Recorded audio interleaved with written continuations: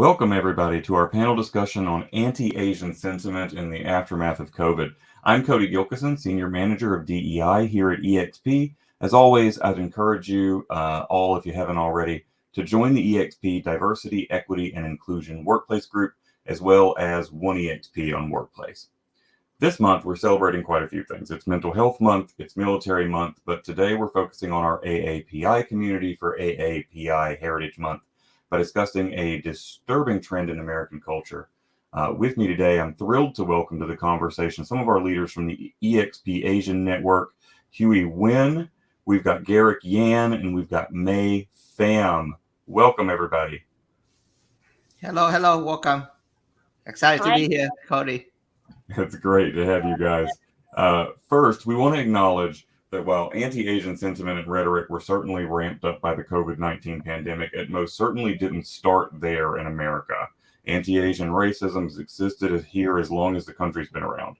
Asian stereotypes on TV and film are just now beginning to be frowned upon, and up until a few years ago, were still super prevalent on our screens, big and small. We see it everywhere from cartoons, like the Siamese Cats and Lady and the Tramp, to Mickey Rooney and Yellowface and Breakfast at Tiffany's, all the way through to modern examples like How I Met Your Mother and Emily in Paris. An NBC News survey showed that 50% of Asian roles in American films were used as the butt of a joke, and that Asian American women were disproportionately sexualized. So my first question to the group is going to be, how do you feel these racist Asian portrayals on TV and film affected you personally growing up or as an adult? Anybody want to respond to that? I can go first, and then Garrick and May can comment on it. Sure. So one of my big thing, Cody, it doesn't matter what people say to you, as long as you do the right thing, right? So kind of, tune down all this negative voice, and then just keep doing what you are doing, right? You are an eXp Asian, you are the leader of the eXp Asian work, you are the leader of the company, you are an icon agent. Hey, you must be doing something right. So it doesn't matter how other people portray you. How do you portray yourself, right? And that, I think, that's more important than anything else. That's powerful. Yeah. I definitely change is coming, and I think we saw that this year when everything everywhere all at once won so many awards at the Oscars. So especially in the media, right? So now we're seeing predominantly Asian films where we're taking lead roles. We're not just the second place. We're not being replaced with non-Asians that are portraying as Asians. So we're demonstrating our visibility, especially in media as well today too. So that's a major accomplishment.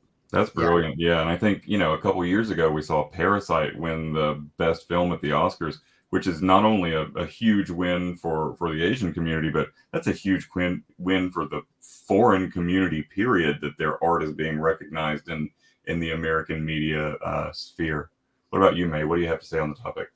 Yeah, and I'm for sure that, with more of Gwen's Oscar winning for this year, it was huge. And, for the Asian American in general, we are super proud of his accomplishment. And if you listen to his speech, we can see that, he's been through a lot in order to be where he at and able to accomplish what he got at this age.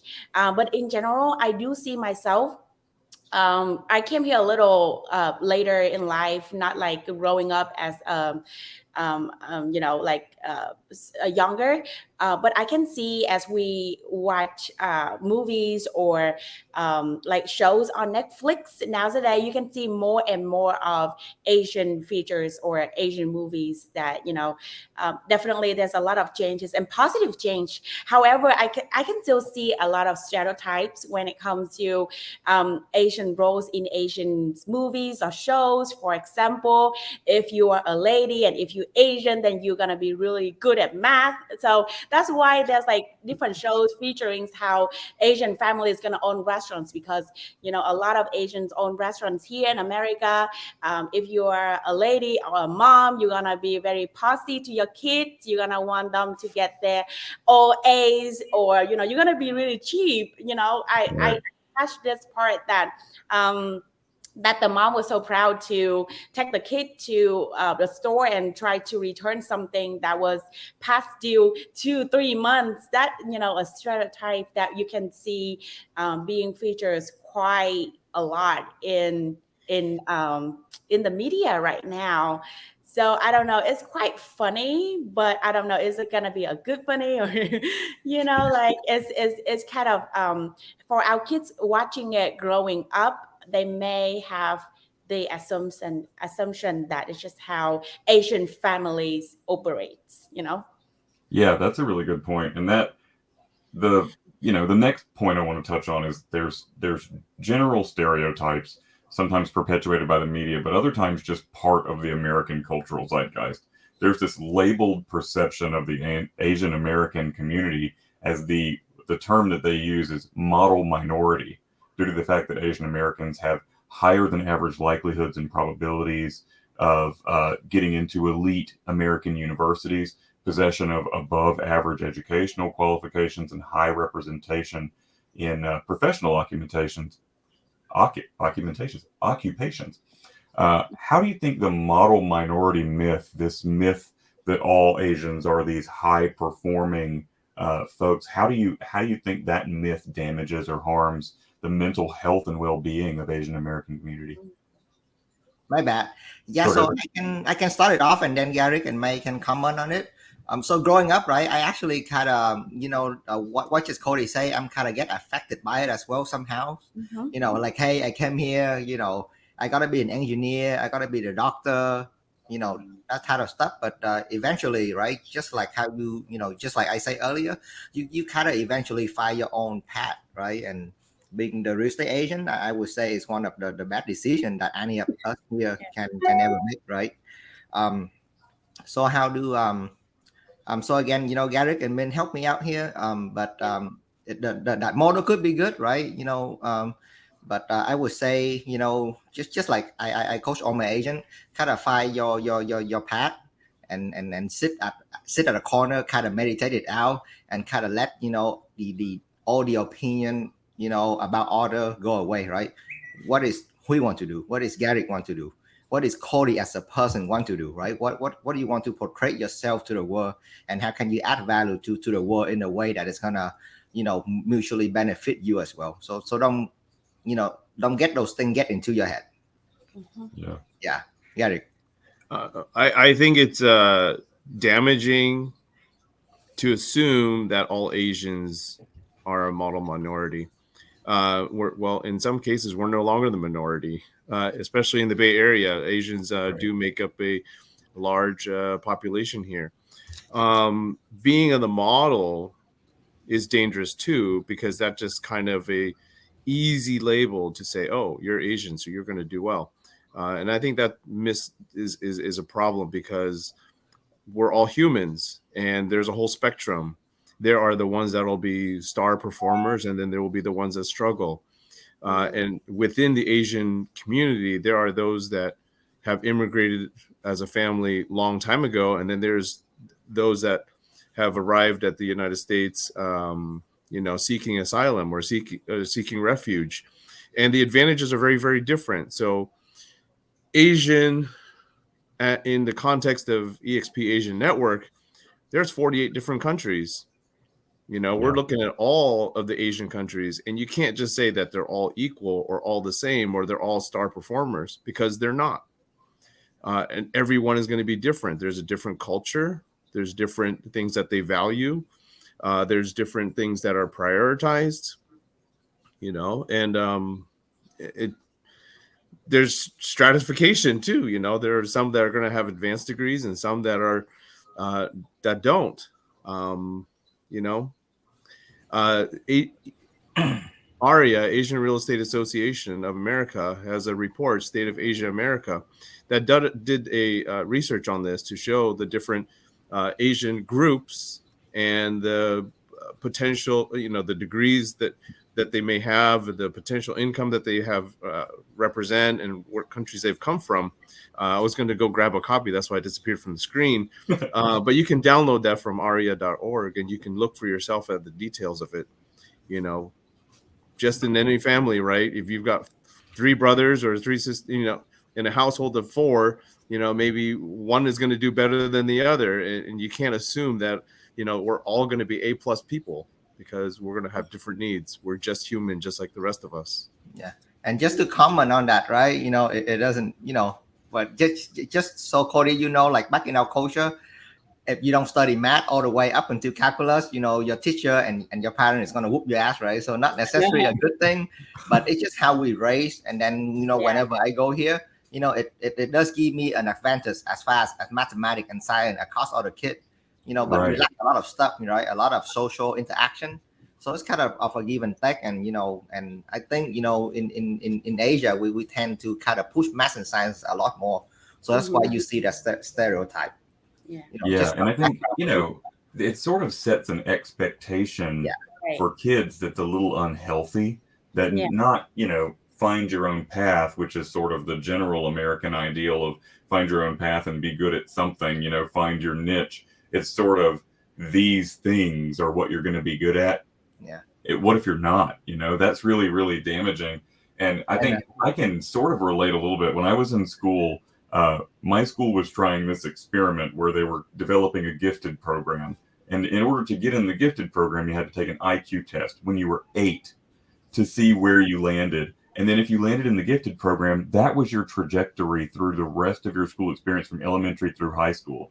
So I landed in there, but I struggled in school because all of a sudden, based on an arbitrary score that was given to me when I was 8 years old, I was now in all these advanced AP classes and yeah, I know. For sure. Just to comment on that, and then I'm gonna give it to May. I'm actually helping a family, to buy a house in Sugar Land here, in Houston. And the first thing the mom comment is like, let me check the school, because if the school is full of Asian, it's gonna put so much stress on my kid, because my kid have to perform, to match that level, right?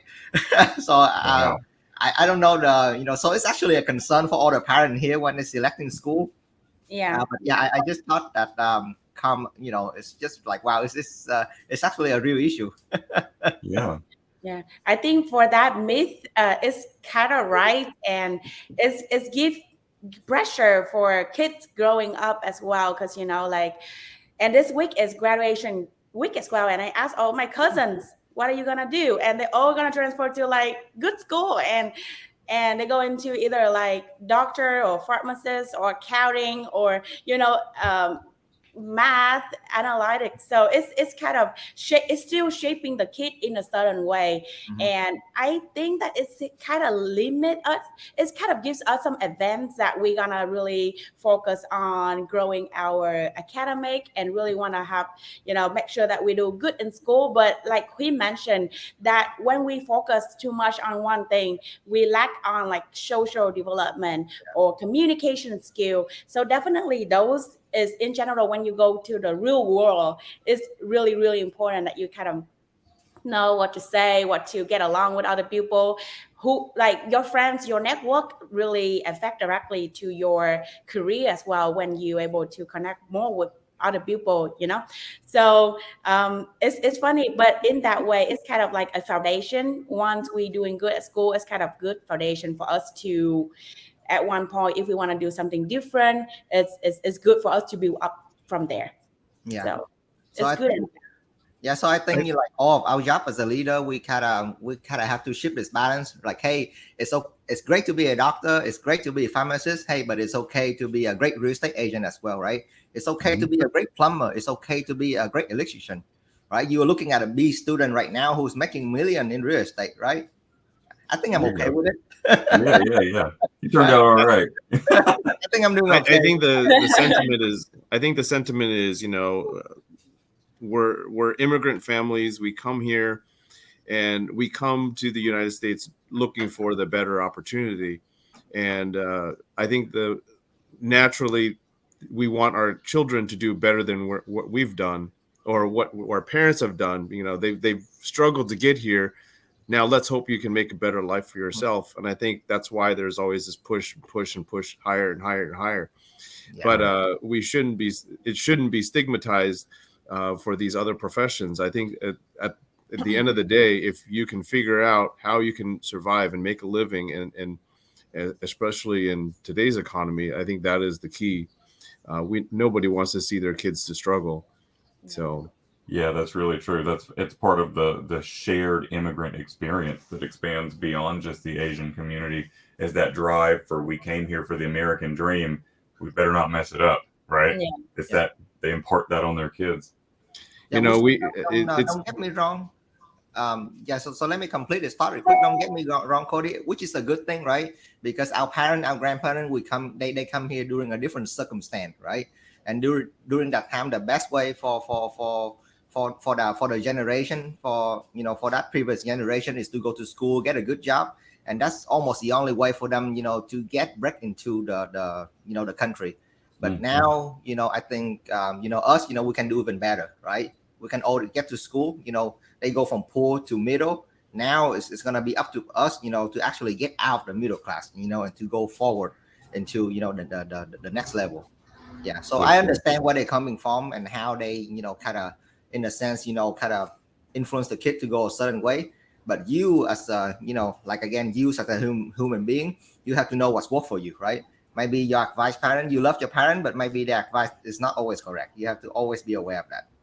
Right. Yeah. And I think there's really something there that I appreciate about working alongside people who've had some sort of struggle that created the monster powerhouse that they are today, right? They because they know what it's like to not have, they impart on their children this work ethic that you can't just get from somebody who didn't have any struggle as a child, right? Or didn't have any struggle explained to them by their parents, right? It's when you get complacent, that work ethic starts to dwindle a little bit. But when your parents instill on you that work ethic, it's something that you really have to take to heart and embrace. And that's not part of that negative model minority myth. That's just good parenting, right? So just take it and embrace it, and it's all good. That was a really good movie. I'm gonna say this one more thing, and then I'm gonna shut up. It's Everything Everywhere All at Once.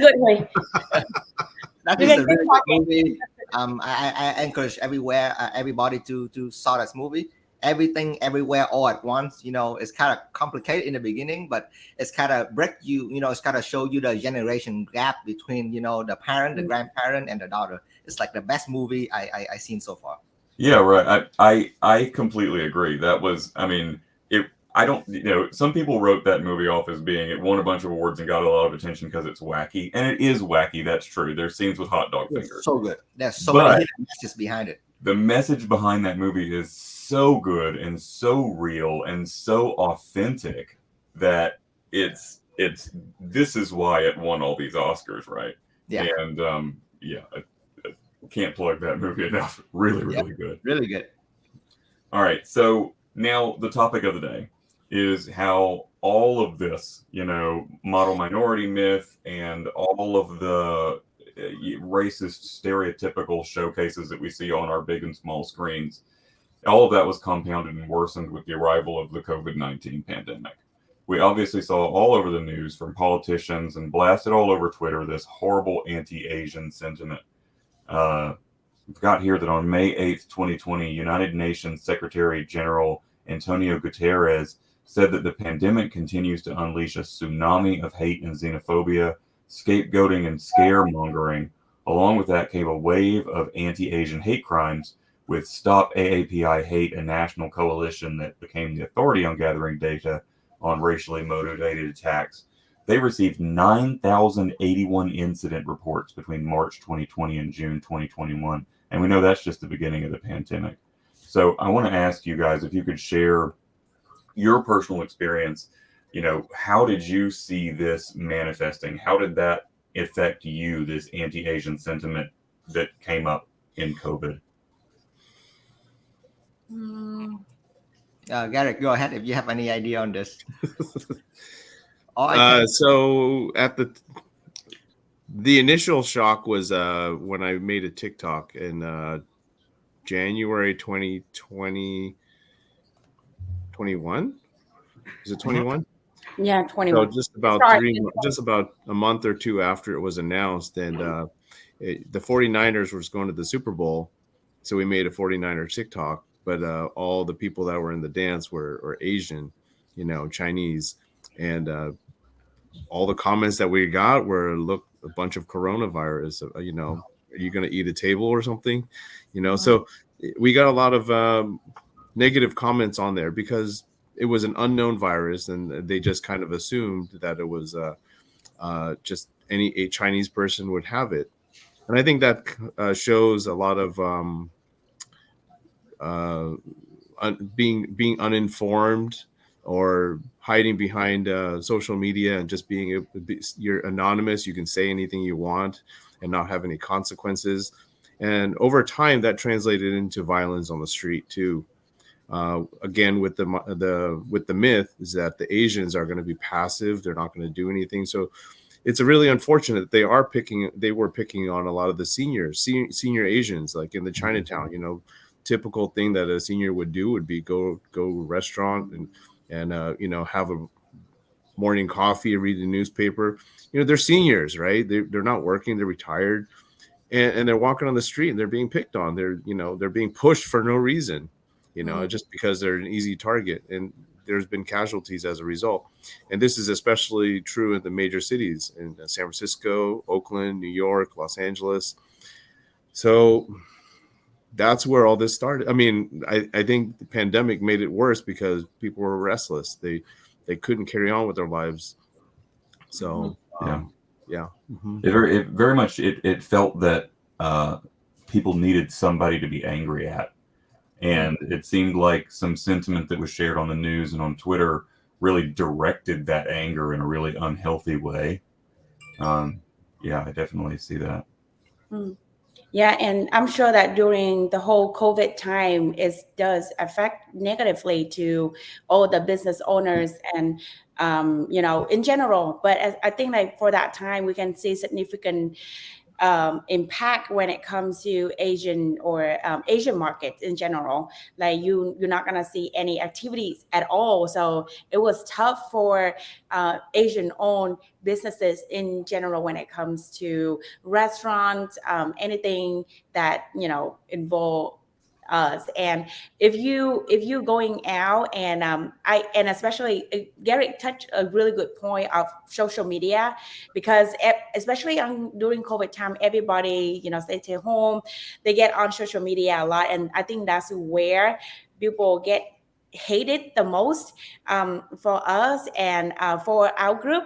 Some of our agents are exposed on YouTube or Instagram or TikTok like Garrick. We're going to receive those kind of comments in a really mean ways. We kind of learn ourselves to not respond, but it's just like, okay, whatever you say, you're just going to say it, it's just doesn't worth it to fight back and forth. But we can see the negative effect. We can see the hate that people start spreading during that time. And then if you're going out and you see an Asian and they're not wearing mask, then you can see people start looking at each other. And I kind of noticed that when we went to HEB, and if there's like a coughing Asian person, then people start looking around, and you can see it from their eyesight, the way that they look at that person. So those are, and I think that for us, because I win in Houston, and Houston is such a melting pot in general, so we don't have that much of craziness. But I'm sure that overall we can see on the media of how much that is in fact our elderlies and even kids in school. And if Asian kids got bullied, it's just something that is going on still, especially after COVID. Yeah, at the time the pandemic was really ramping up, I was living in Syracuse, New York, right near the Syracuse University campus, which is really heavily Asian. And during the early months of COVID, March, April, May of 2020, I just didn't see an Asian people. I didn't see them at all. So that thought that they felt that they couldn't go out, even with a mask, is that's scary. You know, that's impacted people's mental health a lot. I can't imagine during those times when we all were already feeling really isolated, feeling that because of your cultural identity, you couldn't leave the house is it's heinous, right? What about you, Huy? Huy. Oh, I'm here. I'm sorry. You know, COVID is just another event that's going to happen, right? And then, you know, thing is going to happen. But I think the more important thing is, you know, how the community is going to bond together to respond to it. So just say, for example, right? I know this is not the topic of the conversation, but the bill SB 147 was introduced in Texas to stop, you know, Chinese and related entity to buy house, you know, in the United States, right? You know, so if anything were to happen, you know, that bill is just bond our community together stronger, right? We get on the bus, we go to the Capitol, we fight for the bill. Same thing with COVID. It just helped our community, in my opinion, become stronger and bond together much better. So instead of looking at it from the negative side of view, look at the event that happened on the positive side of thing, right? Those events were meant to happen and it will happen. And the only thing it's gonna do is to bond our community, you know, and make us stronger. That's how I look at things. That's brilliant, and that's something that we see with all the communities when something happens or someone is attacked or something comes up.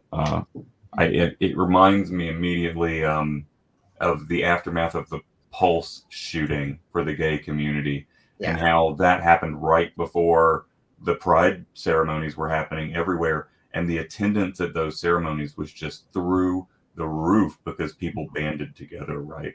And I think that's really powerful what you're saying there, that, you know, we can take this and turn it around into a positive where you've built a sense of community and now you've got new allies that weren't there before. That usually happens in that way where you discover who stands up for you, right? Yeah, COVID is going to happen. You know, SB 147 is going to happen. You know, in the future, thing is going to happen. Nothing is going to stop it. But, you know, it's how we respond to those is what make us, you know, different. Yeah. So we talked about general sort of how COVID affected the Asian community, but specifically about the real estate business and realtors and the housing markets and all that sort of thing. Does anybody have any insight about the effect of the anti-Asian sentiment in the COVID pandemic had on our business? I mean, it's when the whole thing happened, right? It's kind of affected the real estate market for a little bit, and then after that, it's actually a good time for real estate. So the business, when it comes to real estate, kind of grow significantly and grow a lot after that. So I don't see anything that related to Asian hate when it comes to the real estate market. Anything that you experience?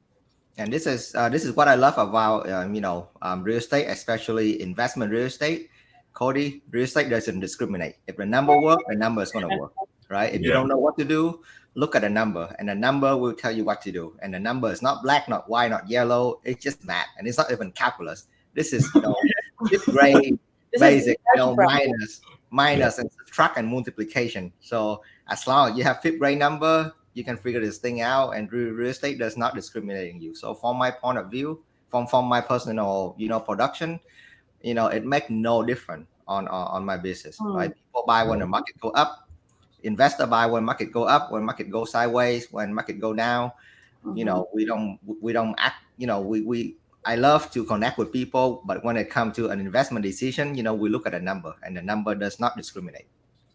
And do you think it's fair to say that during this time, you didn't get a lot of anti-Asian sentiment directed to you in your work in person as an agent? But maybe if you were posting online, like Garrick was mentioning about on TikTok or on YouTube or so, maybe you'd see people those people who feel emboldened by being behind a keyboard, stepping up, but not so much they wouldn't do it to your face. Is that a fair statement? Maybe they do, but really, Cody, I just don't care. Right? Don't comment. It just bypass me, and I don't let it bother me. I'm gonna give you another good quote that I actually learned from shareholder. Don't think blue, don't think red, don't think black, don't think yellow, think green. That's it. Okay, color, right? The other color, it doesn't matter. Keep it purple, and just go at it. That's beautiful. So I don't think we had any, because I think we live in pretty large metropolitan areas that are pretty well mixed. I think after the initial sentiment, we carried on with business. It's true that the real estate itself does not discriminate, but just like Huy was saying, with the new the bill in Texas and the one in Florida, under the guise of national security, they're banning the purchase of real estate from people of countries of certain origin, and that's technically a protected class in real estate as well. We're not supposed to discriminate that, but that's what the states are doing, is that they're blocking people from China or North Korea or quote unquote hostile countries from buying real estate in the United States. And the way that they framed it at the ARIA Diversity and Fair Housing Summit just 2 weeks ago, just last week in Washington, D.C., it is a form of modern day redlining, because now, do you go and ask, are you an American citizen or are you a Chinese foreigner? Now, currently, we don't ask those questions. You can buy real estate in the United States. That's one of the best things about it. And the accusation that China is buying up all of the farmland in the United States, whereas Canada owns more real estate, Canadians own more real estate in the United States than China does. So, right. And it has a lot to do with this sort of unfortunate politicization of an entire community based on the politics of where they may have originated, right? It's this way that people brush with one wide swath that all Chinese people are this, or all Russians are this, or all people from North Korea are this, right? Which is really unfortunate, and it's sort of counter to the idea of the American marketplace. I just want to say that we have a special guest joining us. We now have Daniel Ng joining. I'm going to add him to the stream. Welcome, Daniel. How are you guys? Doing all right? Daniel. Hi, Daniel. Panda Pack. It is great to have you. Now all the question is going to be for Daniel. I don't know. So now, we're done talking about COVID and all that sort of stuff. Now I want to talk about what can we do to make this into a way for us to understand better the community and grow a sense of inclusion. How can we use the current political landscape and the anti-Asian sentiment that grew out of COVID? How can we use it to promote greater understanding and inclusion? What are your thoughts on that? You gonna ask me? You, Daniel. Okay. Yeah. Well, I think for anything to be, we're a melting pot, and to have unification is also just explaining history, right? Understanding, that we're all coming from different parts of the world. If we're talking about Asia, we're in different countries. We came here for different reasons. If you look at the Chinese history, a lot of them did the railroads, right? My great-grandfather did the railroads, so there's history there. You have newer immigrants that come in, and they don't understand how the Asian Americans started in this country, right? So it's all just the communication and understanding history. I think is very important, because if the younger generation does not understand the history of America, not just Asian America, but just America itself, I think we lose a lot of things, and the younger generation, their mindset is a little bit different. So I think by communicating where we came from, how we're growing, and how we also contributed in this country, we've done so much to this country as well, and we are contributing a lot in different ways. So, and that, I read today actually that in the midst of all this sort of anti-gay sentiment where LGBT history is being pulled from textbooks, we also are seeing somehow sneaking through right now where there are all these book bans and all this sort of thing, that several states are passing legislation to add Asian American history to the curriculum, including Florida, which is actually, I mean, at least there's some silver lining here, because I think Asian American history is something that we don't learn in school. Until I was an adult, I had never even heard of the Japanese internment camps, for example. It's just something that needs to be brought to the forefront. And whatever we can do to use this and weaponize this, I am rubber, you are glue, sort of. When you bring something at me, I'm going to educate you as to why that's not the case in a really sympathetic and empathetic way. It's really important. Yeah, it's really powerful. So under the Asian Real Estate Association, one of our founders, Alan Akamoto, they were in the internment camp, and they lost their real estate because they left the state. They were in the camp in Arkansas, right? And so you see a lot of things where they lost their property, right? And we need to understand that that's what had happened, and we don't want to make the same mistakes again ever, right? But we need to understand history is very important. We don't want to repeat ourselves as well. Yep. Brilliant. Go ahead, Mike. I think that after the whole pandemic and the growth of the attention on Asian hate, I think our community just bond a lot stronger after that of what happened. So now if there's an incident, it's gonna, everybody gonna look at it a lot more seriously, and they're gonna fight for the right of what we as Asians have to be treated correctly. And if there's something wrong that happened, we're gonna raise our voice and share it, not in the small community anymore, but through media, through social media, we can spread out the news and, more attention when it comes to the younger generation as well.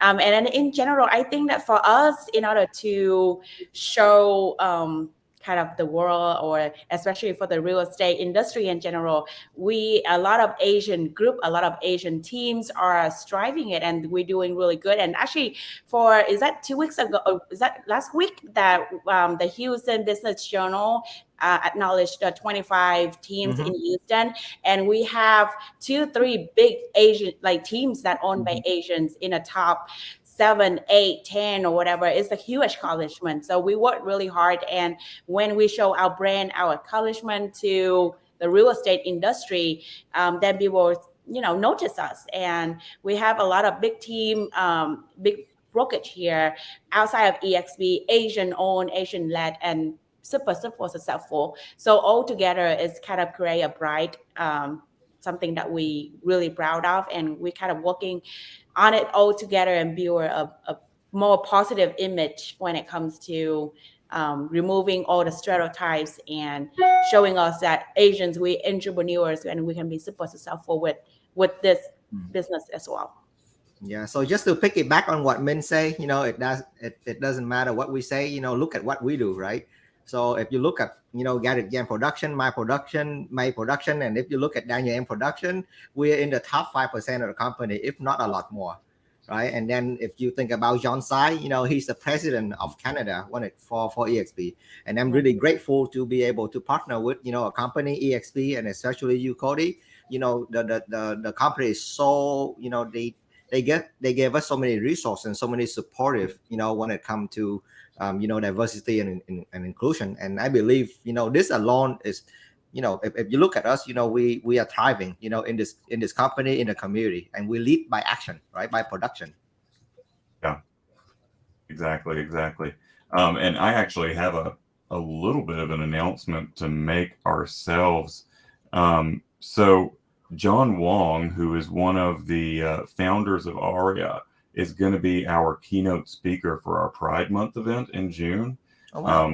We have the opportunity to invite one major voice to come in and speak.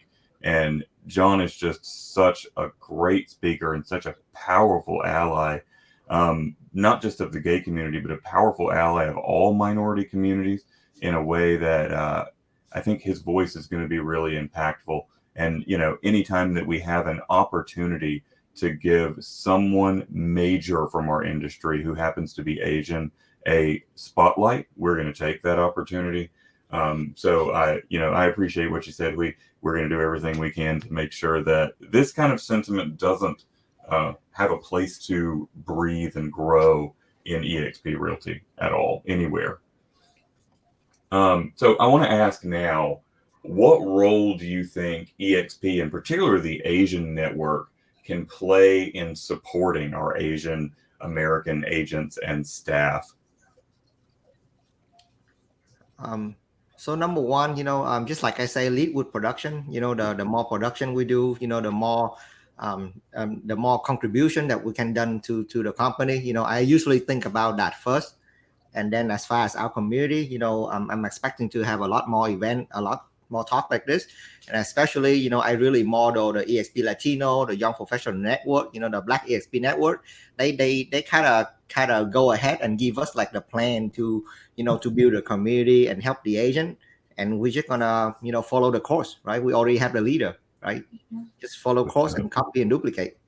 Yeah, beautiful. And then the fact that you're able to, help us setting up this panel is amazing, because, we can share a lot of our experience and our voice to eXp, agents. And then I always remember during Lunar New Year, the founder and the CEO, Jason and Clan, were able to show up and learn how to wish a Happy New Year in, different languages. It's huge for us, and it feels like we got the support from the leadership, and that's make us to even more excited to organize more events, gather more people together, and just kind of build a stronger Asian community in general at eXp. And I also want to add that in our company we have 3 national past presidents in eXp through the Asian Real Estate Association of America. John Wong is our founder.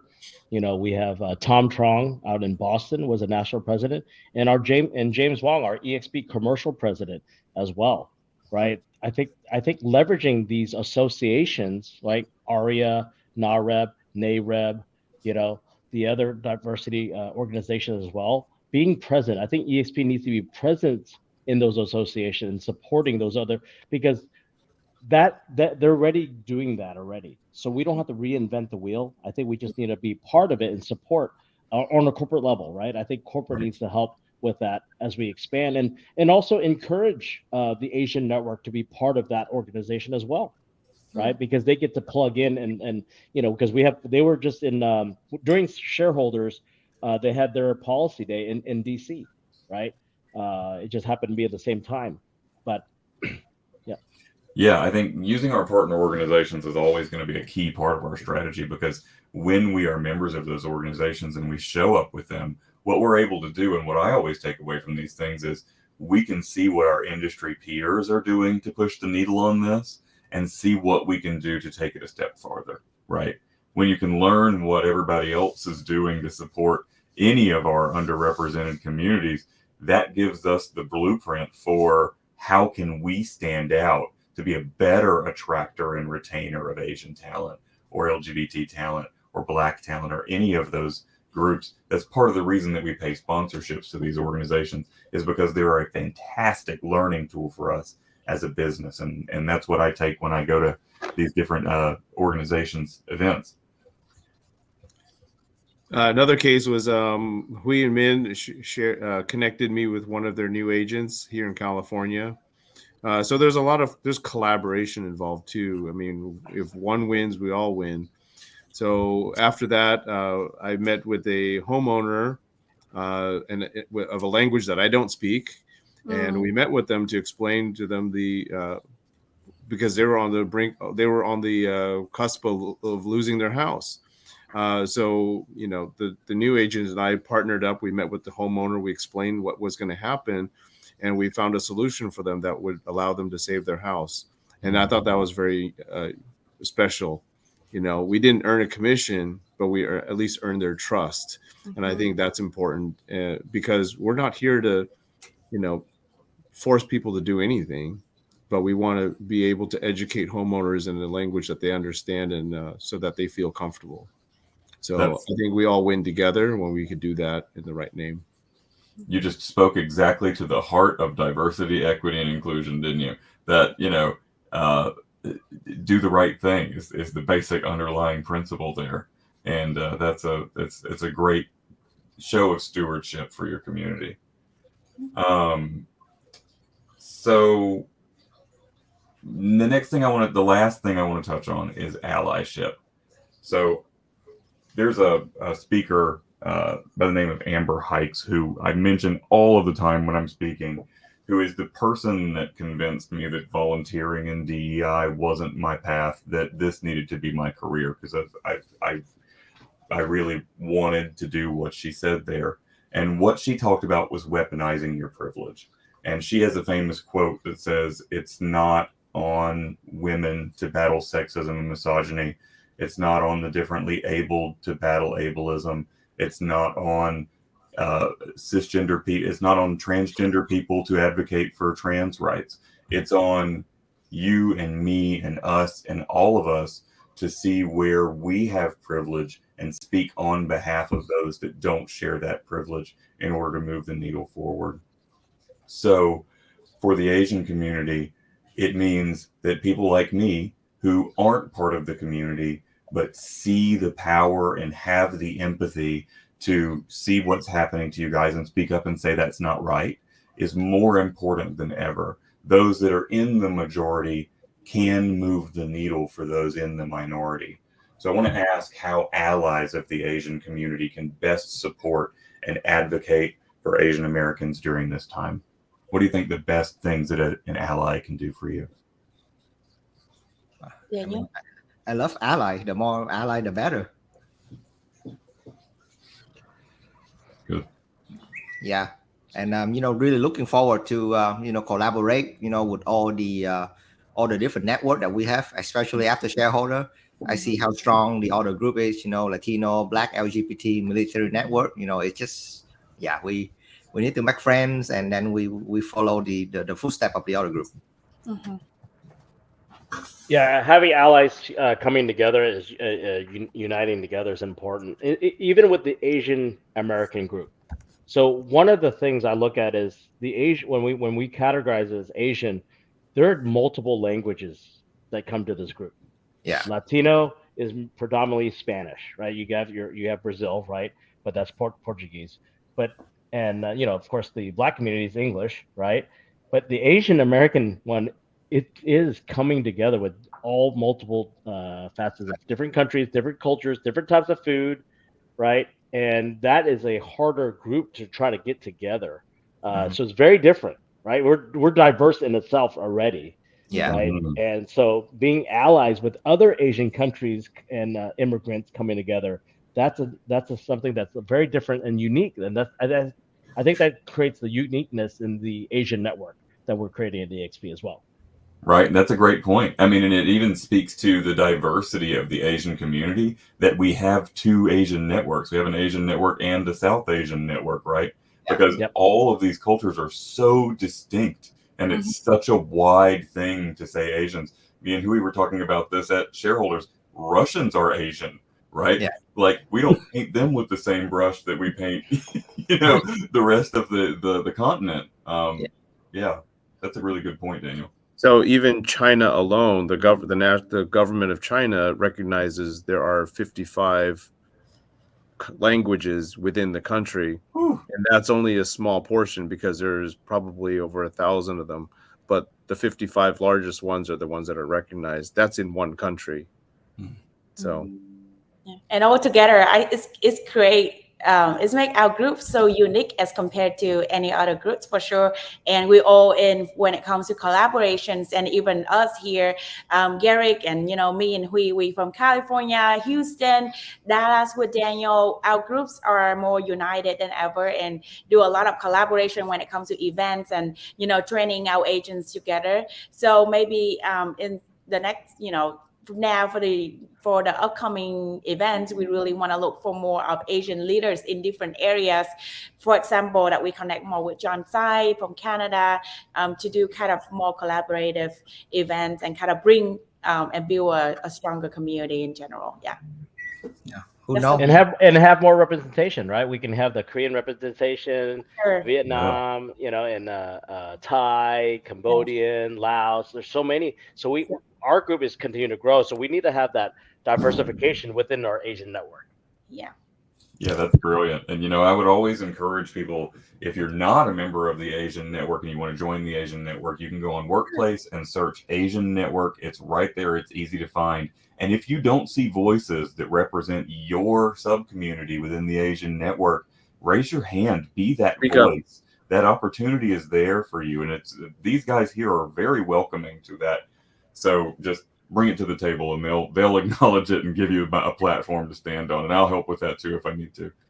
Yep. Can you do us a favor and do the banner one more time, Cody? I love it when you run it at the beginning of the show, just so everybody, when you if you're Asian, if you're not Asian, doesn't matter, but come together and build a group all together, because we continue constantly looking for leaders in different area, different languages, different countries, just so we can present more and we can work all together to create more events and helpful educational and networking to build everybody together.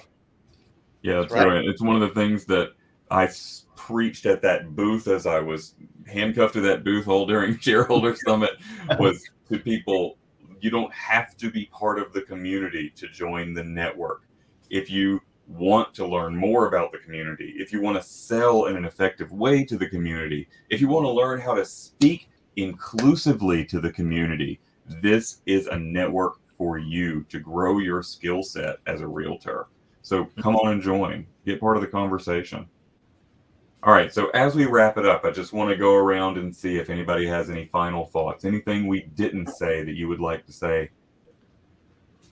We're approachable. Come bother us anytime.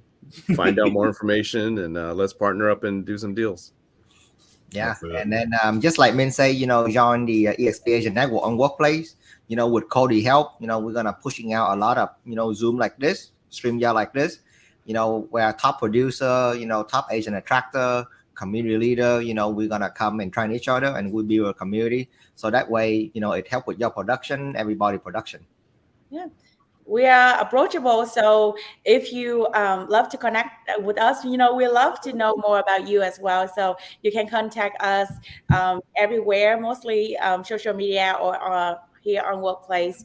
Any questions, anything that we can do together, feel free to get connected. And if you want to grow more when it comes to building the Asian community here at eXp, you are more than welcome. We need you. So come join us and we can do great things together. But thank you so much, Cody, for setting this up for today. Of course. Yes. So I want to add is the main thing, we're all shareholders, right? That's the beauty of this company. Come, bring to the table, right?